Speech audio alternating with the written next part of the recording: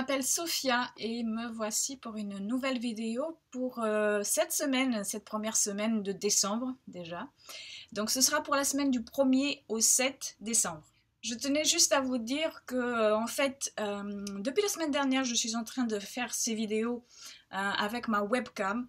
Donc en fait, la qualité image et son risque de ne pas être très bonne, mais c'est comme ça, c'est les changements, ça arrive. Et donc ma caméra que j'utilise d'habitude, elle est tombée en panne la semaine dernière. Donc je dois improviser comme je peux. Donc voilà. Pour la petite précision par rapport à une mauvaise qualité de son ou une mauvaise qualité d'image.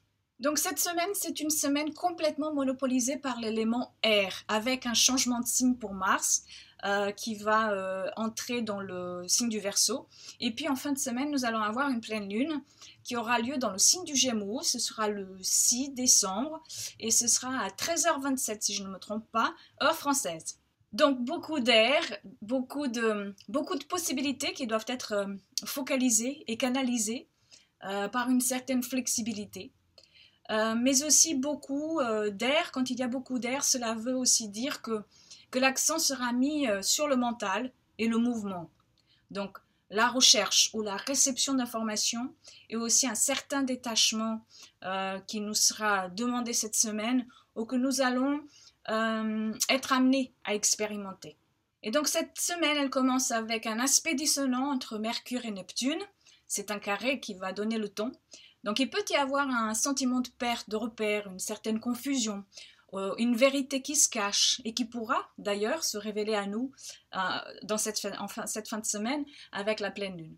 Donc c'est une période qui permet aussi une certaine dissolution de ce qui a été dit par le passé pour aller vers une nouvelle vérité. Donc ce lundi sera par contre une belle journée pour se laisser porter par les rêves, et il se peut d'ailleurs que nos rêves nocturnes puissent être aussi très parlants, très puissants pendant cette période. C'est l'inconscient collectif qui nous parle, donc soyons à l'écoute. Si vous avez des planètes, angles ou nœuds personnels entre 4 et 5 degrés du Sagittaire ou du Poisson, vous ressentirez peut-être ce carré Mercure-Neptune plus fortement. Et puis vendredi, c'est au tour de Vénus de nous proposer l'un de ses plus beaux aspects, c'est-à-dire un trigone, c'est un bel aspect harmonieux à Jupiter.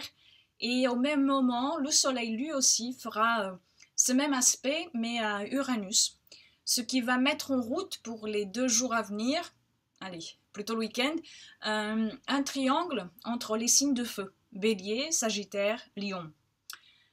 Mercure viendra lui aussi entrer dans cette configuration puisqu'il sera en conjonction avec le Soleil. Et donc il va faire ce même trigone à Uranus.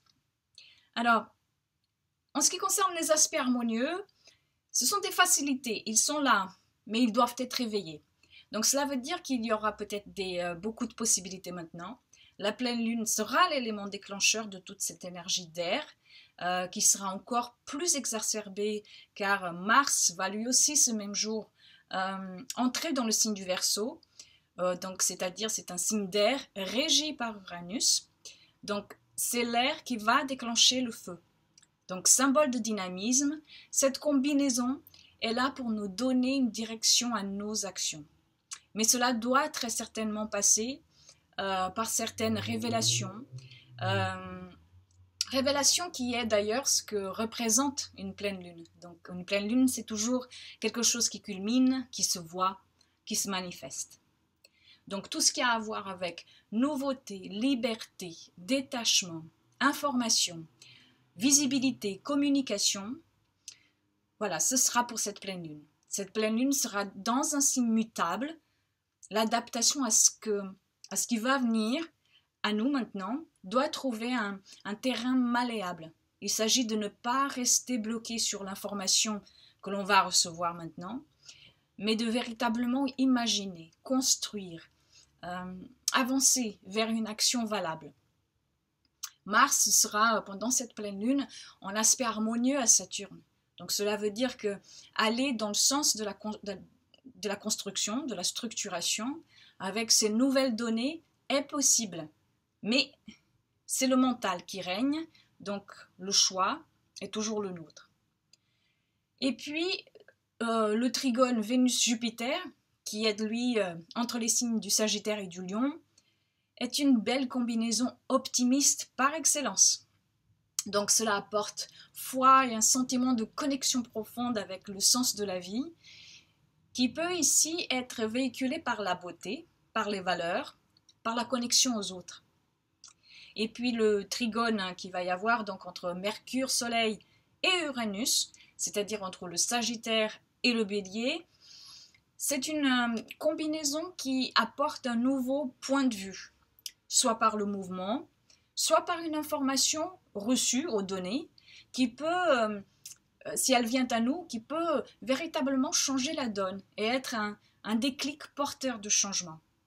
Donc si vous êtes du deuxième décan des signes mutables, c'est-à-dire du signe du Gémeaux, Sagittaire, Vierge ou Poisson, vous pourrez ressentir cette pleine lune plus fortement. Également, si vous n'êtes pas de ces signes solaires, si vous n'avez pas ce signe solaire, mais que vous avez des planètes angles ou nœuds entre 14 et 15 degrés de ces mêmes signes.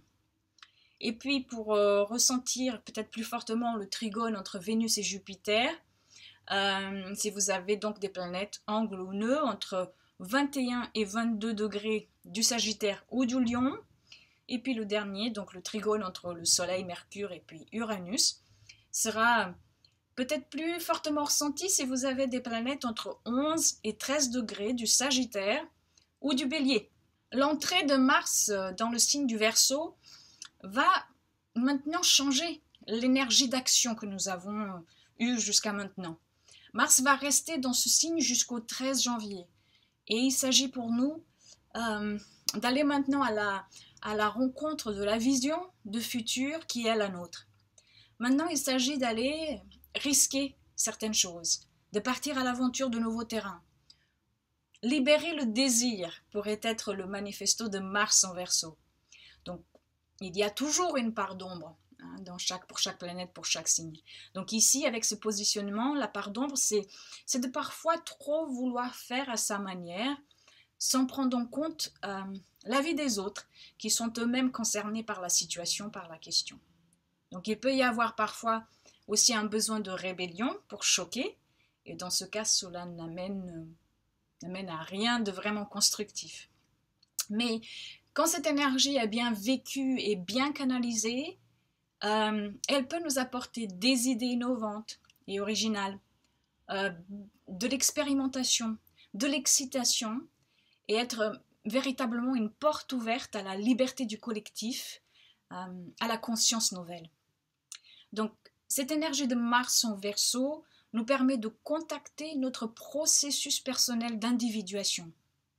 Le Verseau conçoit de nouveaux chemins. Le Verseau pense et agit différemment.